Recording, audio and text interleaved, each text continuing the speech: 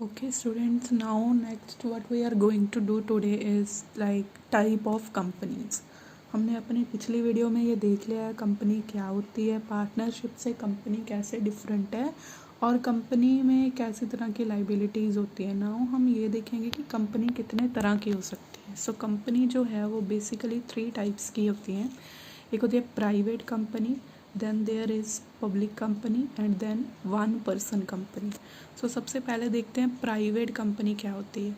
Private company एक ऐसी company है जिसको शुरू करने के लिए आपको कितने सब्सक्रिप्शन की ज़रूरत होगी, मिनिमम 1 लाख रुपीज़ की ज़रूरत होगी।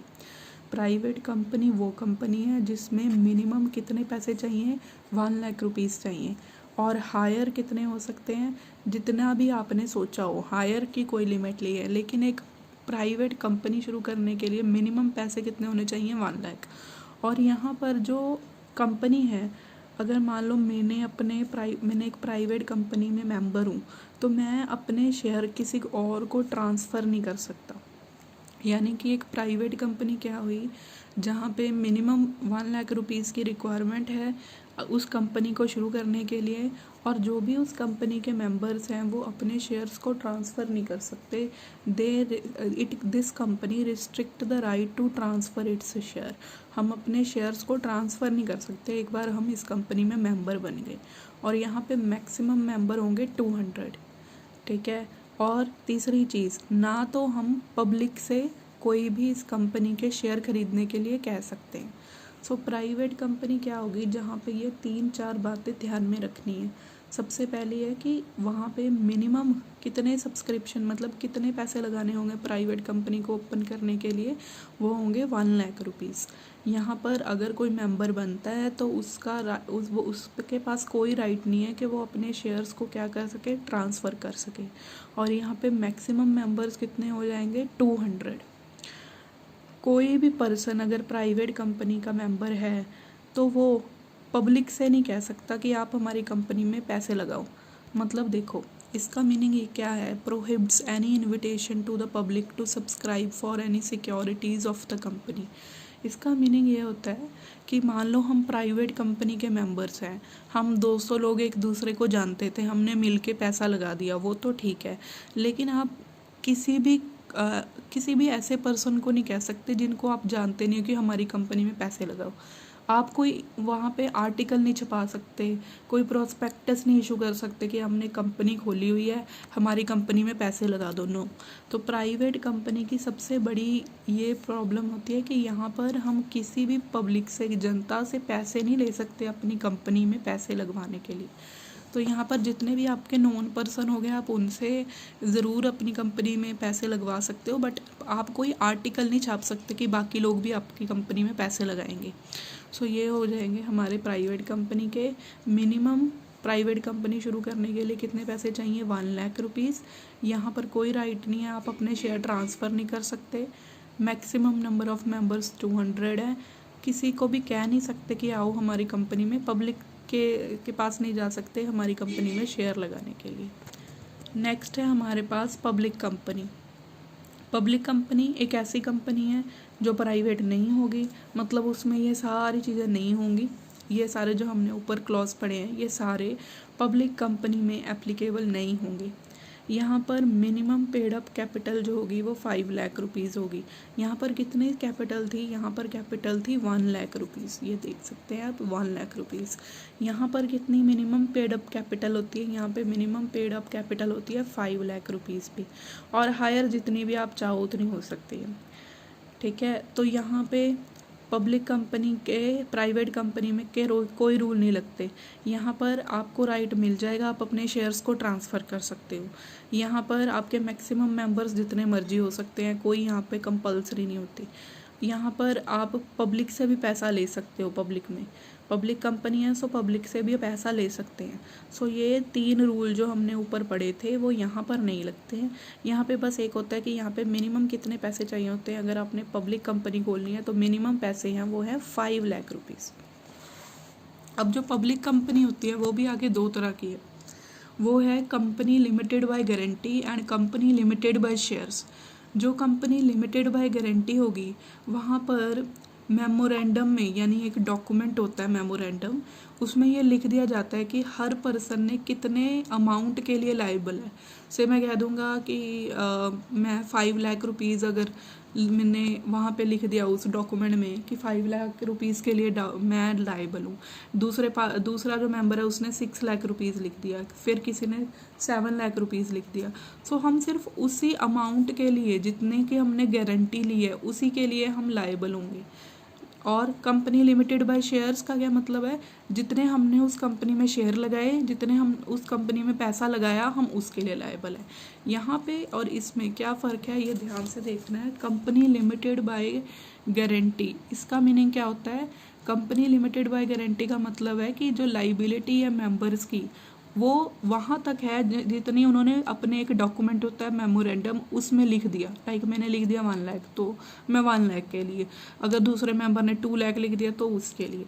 लेकिन कंपनी लिमिटेड बाय शेयर्स में एक मेंबर कितने अमाउंट तक लाइबल होगा, जितने के उसने क्या किए हुए हैं, शेयर्स का पैसा नहीं दिया। मान लो मैंने 2 लाख के शेयर खरीदे थे कंपनी में, मैंने 1 लाख का पैसा, 1 लाख के शेयर के पैसे तो दे रखे हैं, बाकी की अमाउंट अभी रहती थी, तो जो मेरा बाकी रह गया 1 लाख, मैं वहाँ तक के लिए लायबल हूँ। Unpaid on the shares held by them. 2 lakh के शेयर मैंने खरीदे थे कंपनी में, वहाँ पे मैंने मान लिया 1 लाख के मैंने पैसे पहले ही दे चुकी हूँ। अब मैं कितने के लिए लायबल हूँ? ओनली फॉर 1 लाख, जो मैंने नहीं दिया। यहाँ पर मैं कितने के लिए लायबल हो सकती हूँ? जितनी अमाउंट मैंने उस डॉक्यूमेंट में लिख रखी है। यहाँ पे शेयर्स का कुछ लेना देना नहीं होता। नेक्स्ट जो टाइप ऑफ कंपनी है उस कहते हैं 1 पर्सन कंपनी। सो 1 पर्सन कंपनी, इसके नेम से ही ये क्लियर होना चाहिए, जहाँ पे एक ही मेंबर होगा वही कंपनी शुरू कर रहा है। ये 2013 में आई थी, नई टाइप ऑफ कंपनी है। पब्लिक और प्राइवेट कंपनी के अलावा 2013 में एक नई कंपनी खोलने को शुरू किया गया जिसको बोला जाता है 1 person company, OPC। OPC means a company with only 1 person as its member, जहाँ पे सिर्फ एक ही पर्सन होगा उसका मेंबर। अब इसके देखो क्या रूल होते हैं। No person shall be eligible to incorporate more than 1 OPC और become the nominee in more than 1 such company. So अगर मैं एक कंपनी में 1 पर्सन कंपनी खोल ली तो मैं कोई दूसरी 1 पर्सन कंपनी नहीं खोल सकती। एक पर्सन एक बार में एक ही 1 पर्सन कंपनी खोल सकता है। नेक्स्ट है OPC to compulsory convert itself into public और private company in certain cases where the paid up share capital of OPC exceed 50 lakh rupees. अगर आपकी OPC में 50 लाख से ऊपर पैसा लगा हुआ है या आपका टर्नओवर जो है वो ज़्यादा हो जाता है, 2 करोड़ से भी ज़्यादा आपको पैसा प्रॉफिट हो रहा है, तो ये जो OPC है ये ऑटोमेटिकली कन्वर्ट हो जाएगी। कहाँ पे कन्वर्ट हो जाएगी? पब्लिक कंपनी में और प्राइवेट कंपनी में।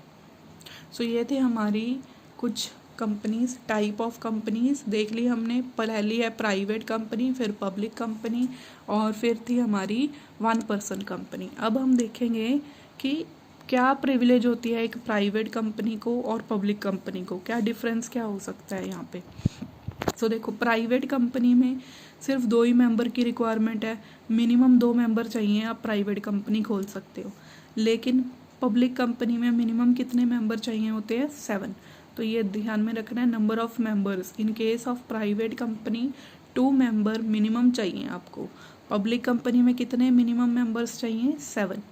प्राइवेट कंपनी में एटलीस्ट 2 डायरेक्टर होने ज़रूरी हैं, पब्लिक कंपनी में एटलीस्ट 3 डायरेक्टर होने ज़रूरी हैं। ये पॉइंट्स हैं, इनको ध्यान से लिखना है।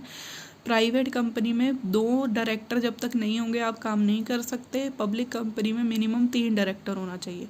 प्राइवेट कंपनी में आपको अपने मेंबर्स का इंडेक्स बनाना पड़ेगा, ठीक है। आप कोई ज़रूरी नहीं है कि आप अपने मेंबर्स का पूरा वो रखो, इंडेक्स बना के रखो, पर पब्लिक कंपनी है अगर आपकी तो आपने उनका इंडेक्स वगैरह सब बना के रखना है। प्राइवेट कंपनी जो है वो लोन दे सकती है अपने डायरेक्टर्स को गवर्नमेंट से बिना पूछे। पब्लिक कंपनी ऐसा नहीं कर सकती, उसको पहले गवर्नमेंट की परमिशन के बिना लोन नहीं दे सकते अपने डायरेक्टर को। प्राइवेट कंपनी को हर जो है कोई ज़रूरी नहीं है मीटिंग्स रखना, कोई स्टैट्यूटरी रिपोर्ट नहीं बनानी पड़ती, कुछ नहीं करना पड़ता, लेकिन पब्लिक कंपनी को ऐसा करना पड़ता है। प्राइवेट कंपनी में कोई अगर नंबर अपॉइंटमेंट हो रही हो, रेम्यूनरेशन हो रही हो किसी डायरेक्टर की, तो वहाँ पे रिस्ट्रिक्शंस नहीं होती। लेकिन अगर आपने पब्लिक कंपनी में कोई नया डायरेक्टर अपॉइंट करना है ठीक है, कितने नंबर्स होंगे, वो सभी रिस्ट्रिक्शंस मतलब बहुत सारी कंपल्शंस मान के फिर होती है। प्राइवेट कंपनी प्रोस्पेक्टस इशू नहीं कर सकती। प्रोस्पेक्टस किस लिए इशू करता है? जब आपने किसी पब्लिक से, आम जनता से आपने पैसा लेना होता है तो आप उनको पहले प्रोस्पेक्टस इशू करते हो कि हमारी ये कंपनी है, इस तरह से काम कर रही है, हमारी कंपनी में पैसा लगाओ। तो वो प्राइवेट कंपनी तो पैसा मंगवा ही नहीं सकती, तो उसको तो ज़रूरत ही नहीं है प्रोस्पेक्टस इशू करने की, लेकिन पब्लिक कंपनी को ये करना पड़ता है। Private company can commence its business after getting certificate of registration. Private company को जब भी रजिस्ट्रेशन का सर्टिफिकेट मिल गया वो काम करना शुरू कर सकती है, लेकिन पब्लिक कंपनी तभी काम करना शुरू कर सकती है जब उसको सर्टिफिकेट ऑफ कमेंसमेंट मिले। इसको किस सर्टिफिकेट की ज़रूरत होती है? Certificate of registration. और इसको किसकी होती है? Certificate of commencement of business. So ये डिफरेंसेस हैं between public and private company.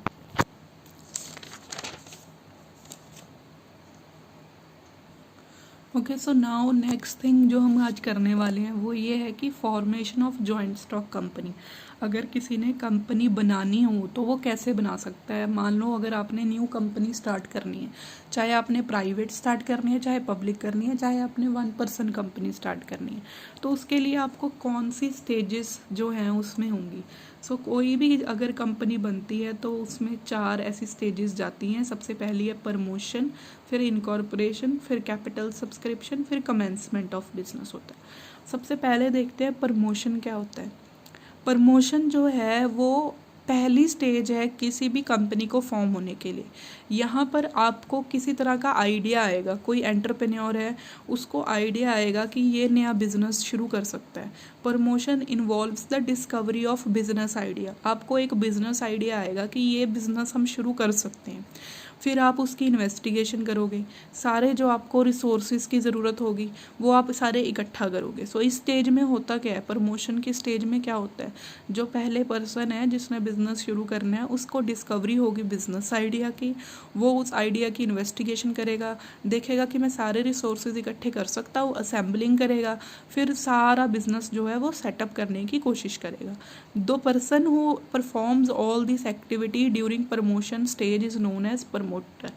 पर जो पर्सन ये सारा कुछ कर रहा होता है, जिसको आइडिया आता है, फिर वो सारी इन्वेस्टिगेशन कर रहा है कि हम ये बिज़नेस शुरू कर सकते हैं कि नहीं कर सकते, उसको बोला जाता है promoter.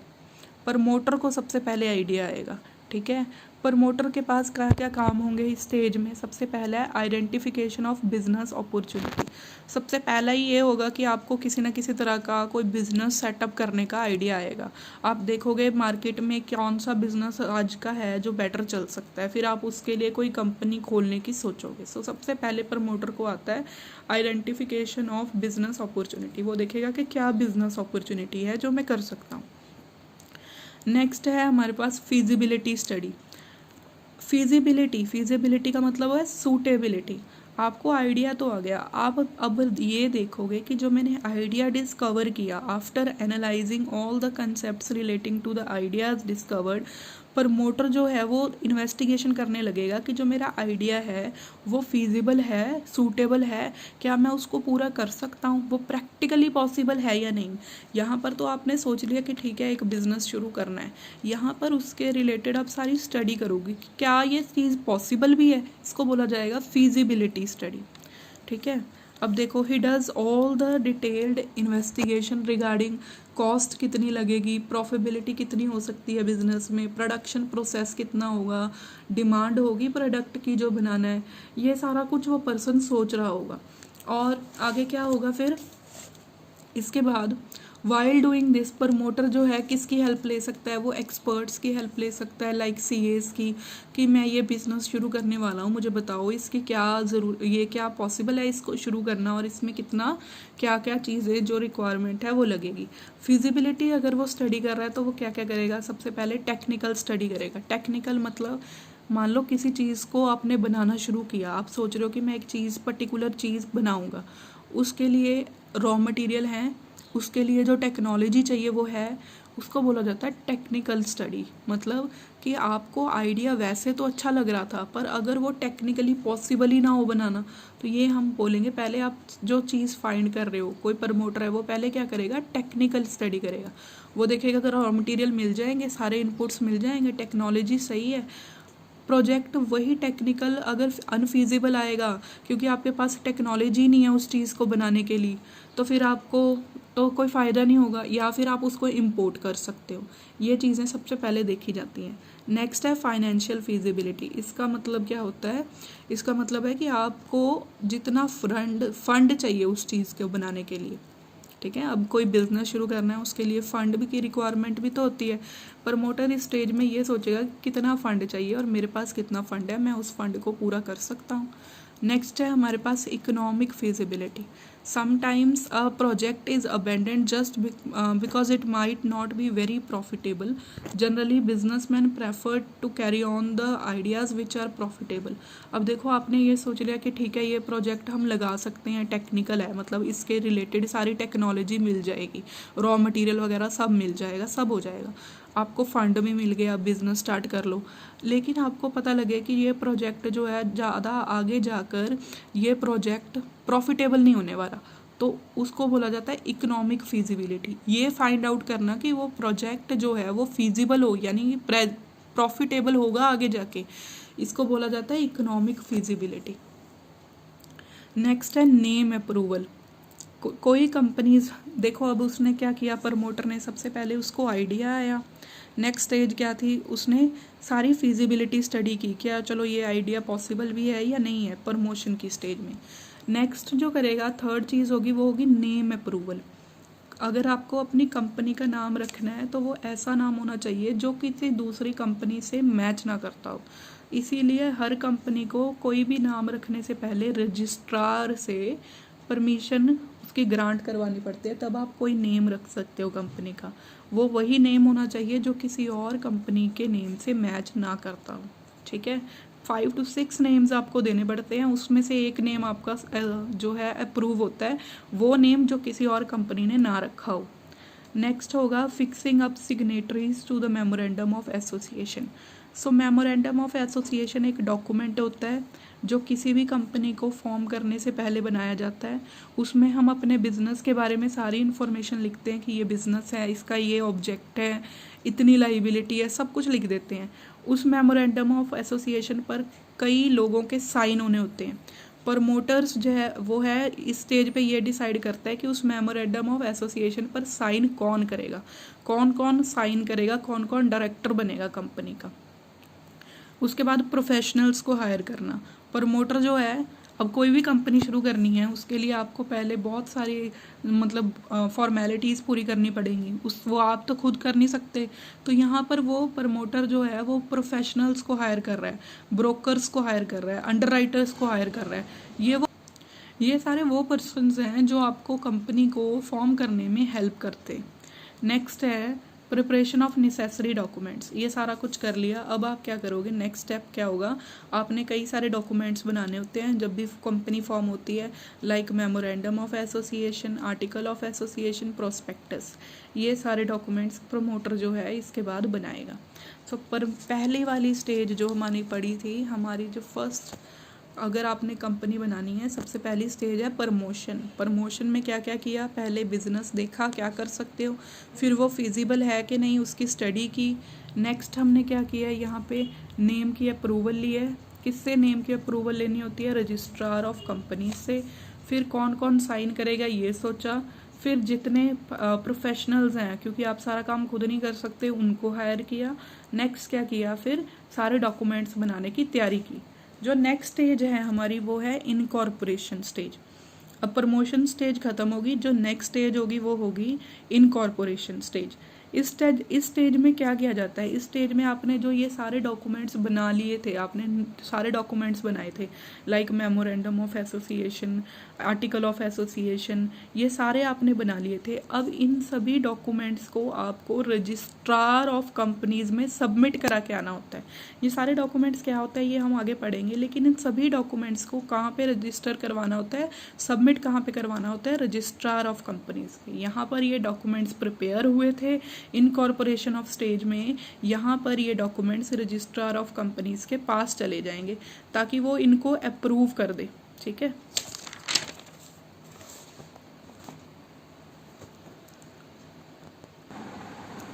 So next incorporation stage में क्या होगा, जो आपके जितने भी डॉक्यूमेंट्स थे after filing the above documents, जितनी भी फीस बनती है रजिस्ट्रार को वो आपने पे कर देनी है। रजिस्ट्रेशन फ़ीस डिपेंड करती है कि आपकी कैपिटल कितनी है, जितनी ज़्यादा कैपिटल होगी उतनी ज़्यादा रजिस्ट्रेशन फ़ीस हो जाती है। नेक्स्ट जो होगा थर्ड पॉइंट वो होगा रजिस्ट्रेशन। जब उस रजिस्ट्रार ने आपके सारे डॉक्यूमेंट्स पढ़ लिए, like memorandum of association, article of association, वो सारे पढ़ लिए उसने, अगर वो सेटिस्फाइड है कि ठीक है ये सारे डॉक्यूमेंट्स करेक्ट हैं, तो वो क्या कर देगा, इसके बाद वो कंपनी को क्या कर देगा, रजिस्टर कर देगा। ठीक है, और एक सर्टिफिकेट दे देगा, सर्टिफिकेट ऑफ इनकॉर्पोरेशन। इस सर्टिफिकेट के साथ ये देखो इसका स्पेसिमेन, इसमें लिख दिया जाता है कि I certify that this company is day in this day is incorporated under, incorporated मतलब बन गई है, अंडर कंपनीज एक्ट 1956, ये यहाँ पर है, दिल्ली है, ये सारा कुछ दिल्ली में है, ये सब कुछ वो लिख के दे देगा। तो जो प्राइवेट कंपनी है वो तो इसी के बाद ही अपना बिजनेस शुरू कर सकती है, सर्टिफिकेट ऑफ इनकॉर्पोरेशन के बाद। लेकिन पब्लिक कंपनी, इसी कंपनी जो होती है, पब्लिक कंपनीज जो होती हैं वो इसी के बाद अपना बिजनेस शुरू नहीं कर सकती, उनको आगे भी जाना पड़ता है। सो जो प्राइवेट कंपनी होगी उनका काम तो यहाँ तक ही ख़त्म हो जाता है, वो वहाँ यहाँ तक ही बस अपना बिजनेस इसके बाद शुरू कर सकती हैं। लेकिन जो पब्लिक कंपनी है उनको आगे कैपिटल सब्सक्रिप्शन की स्टेज और कमेंसमेंट ऑफ बिजनेस उनके लिए बाद में होगा। तो ये जो काम है, यहाँ तक जो काम है वो है सर्टिफिकेट ऑफ इनकॉर्पोरेशन के बाद कौन सी कंपनी जो है वो शुरू कर सकती है अपना बिजनेस, वो है प्राइवेट कंपनी। नेक्स्ट है हमारे पास कैपिटल सब्सक्रिप्शन स्टेज। अगर पब्लिक कंपनी जो है, प्राइवेट कंपनी है, देखो after getting the certificate of incorporation the private companies get formulated and can commence their business activity. जो प्राइवेट कंपनीज़ हैं वो तो अपनी बिजनेस एक्टिविटी को वो शुरू कर सकती हैं, लेकिन जो पब्लिक कंपनी है वो अपनी बिजनेस एक्टिविटी को इस स्टेज के बाद, सेकंड स्टेज के बाद शुरू नहीं कर सकती। उनको क्या करना पड़ता है, एक और स्टेज में जाना पड़ता है। ठीक है, उसको बोलते हैं कैपिटल सब्सक्रिप्शन स्टेज। अब इसमें वो क्या करेंगे, देखो हमने पहले ही पढ़ा था कि जो प्राइवेट कंपनी होती है वो पब्लिक से पैसा नहीं लेती, लेकिन जो पब्लिक कंपनी है वो पब्लिक से पैसा ले सकती है, लाइक आम जनता से पैसा ले सकती है। अब इसकी एग्जांपल समझ के चलो, जो टाटा कंपनी होती है, रिलायंस कंपनी होती है, उसमें हम लोग भी पैसा लगा सकते हैं। हम पब्लिक है ना, हम उनको जानते तो नहीं है, लेकिन हम पैसा लगा सकते हैं। सो ये स्टेज में इसको यहाँ पर वो कंपनी जो है, पब्लिक कंपनी है, वो यहाँ पर पैसा इकट्ठा करे।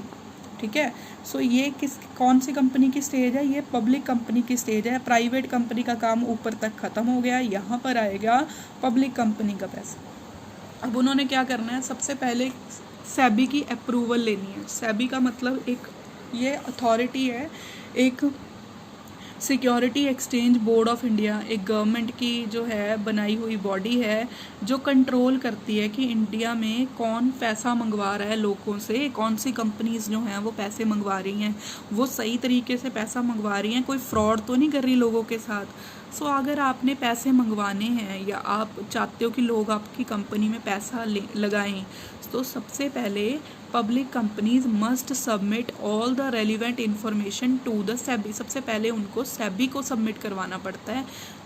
इससे पहले कि आप अपनी सिक्योरिटीज़ मार्केट में लगाओ, लोगों को कहो कि हमारी कंपनी में पैसा लगाओ, नहीं, सबसे पहले आपको ये सारी इन्फॉर्मेशन, अपनी कंपनी की इन्फॉर्मेशन किसको देनी पड़ेगी, सेबी को। सेबी एक ऐसी ऑर्गेनाइजेशन है, security exchange board of India, जिसका काम है ये देखना कि कंपनीज जो है वो पैसा कैसे मंगवा रही हैं लोगों से, कोई कंपनी लोगों से फ्रॉड ना करे। सो हर कंपनी के लिए ये गाइडलाइन है कि उसको कोई भी पहले पैसे मंगवाने से पहले किससे परमिशन लेनी पड़ती है, सेबी से। उसको अपने सारे डॉक्यूमेंट्स वहाँ पे देने पड़ते हैं। नेक्स्ट है प्रोस्पेक्टस और statement in lieu of prospectus. मान लो अगर आपको यहाँ पे सेबी ने अप्रूवल मिल गई, सब कुछ हो गया, आपने सारे फैक्ट वहाँ पे सबमिट करवा दिए, नेक्स्ट क्या होगा, आप एक प्रोस्पेक्टस इशू करोगे। प्रोस्पेक्टस लाइक स्कूल्स में प्रोस्पेक्टस मिलते हैं, कॉलेजेस में प्रोस्पेक्टस मिलते हैं। वहाँ पे क्या होता है, वहाँ पे लिखा होता है कि हमारा स्कूल ये है, यहाँ पे इतने कोर्सेज अवेलेबल हैं, ये सारा स्टाफ है, ये सब कुछ उसमें होता है। सिमिलरली एक कंपनी का प्रोस्पेक्टस क्या होगा, उसमें लिखा होगा कि कंपनी ये काम करती है, कंपनी में ये इसका ऑब्जेक्ट ये है, इतने मेंबर्स हैं। मतलब आप इन्फॉर्मेशन दे दोगे लोगों को और कहोगे कि हमारी कंपनी में पैसा लगाओ।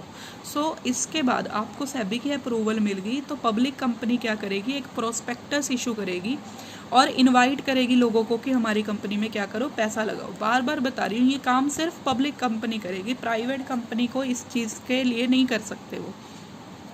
नेक्स्ट है appointment of bankers, brokers and underwriters. अब अगर आपको सभी ये जो to receive and deposit the application money bankers are appointed. अब लोगों से एप्लीकेशंस लेने के लिए बैंकर्स को अपॉइंट कर सकते हो, शेयर्स बेचने के लिए ब्रोकर्स को अपॉइंट कर सकते हो। आप ये काम खुद नहीं कर सकते, आप इन लोगों को अपॉइंट कर दोगे, ये आपके बिहाफ पे पब्लिक से पैसे ले लेंगे, उनको शेयर्स दे देंगे, ठीक है, ये सारे काम वो करेंगे। अब देखो एक यहाँ पर आता है देखो यहाँ पे बैंकर का क्या काम है, वो आपके बिहाफ पे लोगों से पैसा ले लेगा। ब्रोकर आपके बिहाफ से लोगों को शेयर्स सेल कर देगा। जो आपके बिहाफ पे लोगों को शेयर्स बेचता है उसको ब्रोकर बोला जाता है। अंडरराइटर का काम क्या होता है, ध्यान से समझना। अगर किसी कंपनी को ये लग रहा हो कि उसके सारे शेयर पब्लिक में नहीं बिकेंगे, ठीक है, उसको लगे कि नहीं ये शायद मेरे जो कंपनी है लोग जो हैं वो मेरी कंपनी में पैसा ना लगाएं, तो वो क्या हायर कर सकता है, अंडरराइटर। अंडरराइटर क्या होता है, वो आपको गारंटी दे देगा कि आपके शेयर्स अगर पब्लिक ना भी ले तो मैं ले लूँगा, मतलब मैं खुद परचेज कर लूँगा, उसके बदले में आपसे कुछ अमाउंट चार्ज कर लेता है। सो अंडरराइटर कौन होता है, if the company is not sure of selling the whole share it may appoint underwriter. अगर कंपनी को ये लगे कि उसके सारे शेयर्स जो है वो लोग नहीं ले पाएंगे तो वो किसको अपॉइंट कर सकती है, अंडरराइटर को। Underwriter underwrite the share and charge commission for the same. अगर वो शेयर्स पब्लिक नहीं खरीदती तो अंडरराइटर खुद खरीद लेता है और उसके बदले में क्या करता है, कमीशन चार्ज करता है। नेक्स्ट है आपके पास मिनिमम सब्सक्रिप्शन। अब देखो उस कंपनी को पहले सेबी की अप्रूवल चाहिए थी, वो मिल गई। उन्होंने डॉक्यूमेंट प्रोस्पेक्टस भी इशू कर दिया कि हमारी कंपनी है, यहाँ पे पैसे लगाओ। फिर अपॉइंटमेंट कर ली बैंकर्स की, ब्रोकर्स की और अंडरराइटर की। अब to make sure that the company doesn't have shortage of fund, it is made compulsory that the company must receive application for some minimum number of share. This is called minimum subscription. एक company को अगर उसके issue किए हुए shares का 90% भी नहीं आता तो वो आगे काम नहीं कर सकते, उसको वो सारे पैसे वापस करने पड़ सकते हैं। इसका ये देखो, as per the rules of SEBI a company must receive 90% of the issued amount within 120 days of issue of prospectus. For example, अगर कंपनी ने 10,000 रुपये के shares of ₹10 each, 10,000 share of ₹10 each, एक शेयर 10 रुपये का, सो टोटल 1 लाख रुपीज़ हो गए, उसने इशू किए। और उसमें से अगर ये 10,000 1 लाख का कितना हो गया, 90%, 1 लाख का 90% आपके पास कितना आ जाएगा, ये आएगा आपके पास 90,000।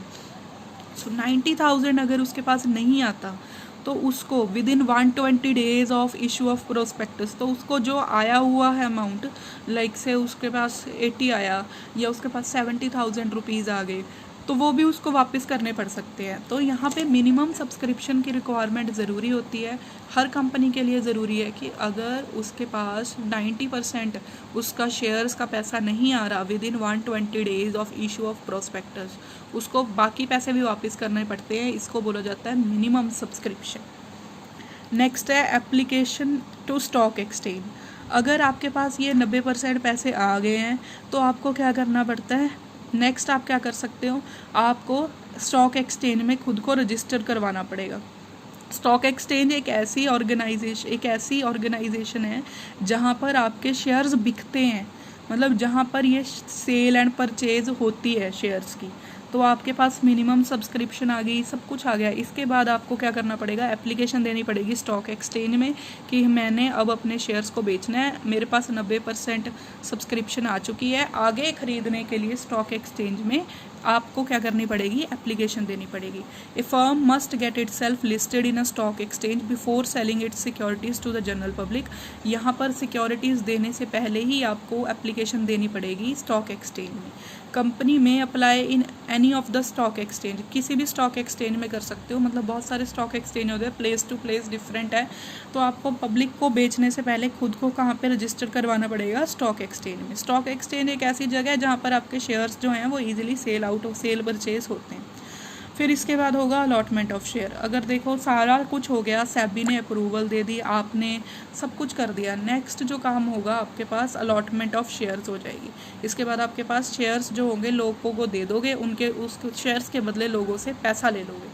After getting the name listed, company prepares a return of allotment.